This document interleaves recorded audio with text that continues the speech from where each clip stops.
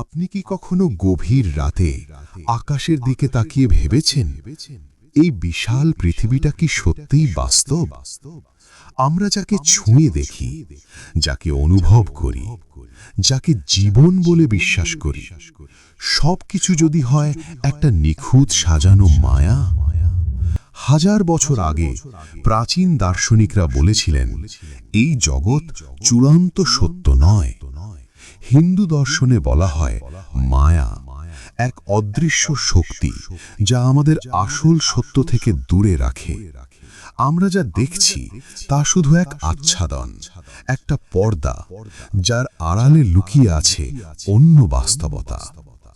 বৌদ্ধ দর্শনও বলে সবকিছু ক্ষণস্থায়ী, সবকিছু পরিবর্তনশীল, যা আজ আছে কাল নেই।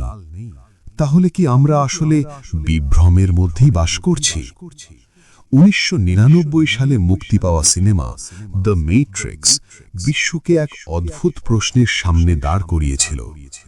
যদি পুরো পৃথিবীটাই হয় একটা সিমুলেশন, যদি আমরা সবাই থাকি এক বিশাল কম্পিউটার প্রোগ্রামের ভিতরে।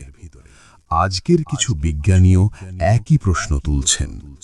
বিশ্বখ্যাত প্রযুক্তি উদ্যোক্তা ইলন মাস্ক বলেছিলেন বাস্তব পৃথিবীতে থাকার সম্ভাবনা খুবই কম। সিমুলেশন থিওরি বলছে আমাদের এই মহাবিশ্ব হয়তো কোটি কোটি লাইনের কোড দিয়ে তৈরি। আমাদের জন্ম, আমাদের ভালোবাসা, আমাদের মৃত্যু সবকিছু হয়তো আগে থেকেই প্রোগ্রাম করা। কখনো কি আপনার এমন হয়েছে কোনো জায়গায় গিয়ে মনে হয়েছে আগেও এখানে এসেছেন? কোনো ঘটনা ঘটার আগেই মনে হয়েছে এটা আপনি আগে দেখেছেন?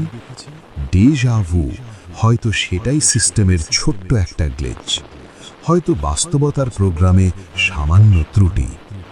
অনেকে দাবি করেন তারা আকাশে অদ্ভুত আলো দেখেছেন, সময় হঠাৎ ধীর হয়ে গেছে, চারপাশের সবকিছু কয়েক সেকেন্ডের জন্য অস্বাভাবিক লেগেছে।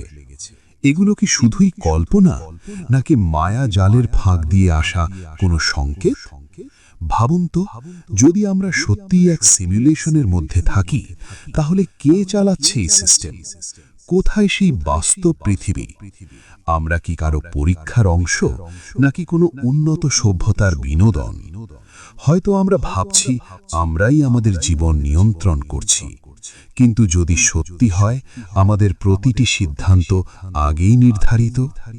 আমরা কাঁদি, হাসি, ভালোবাসি, স্বপ্ন দেখি, কিন্তু যদি সবকিছুই হয় একটি প্রোগ্রাম করা অনুভূতি, হয়তো একদিন হঠাৎ করে সব আলো নিভে যাবে, সময় থেমে যাবে, আর আমরা বুঝতে পারব আমরা কখনোই পুরোপুরি স্বাধীন ছিলাম না।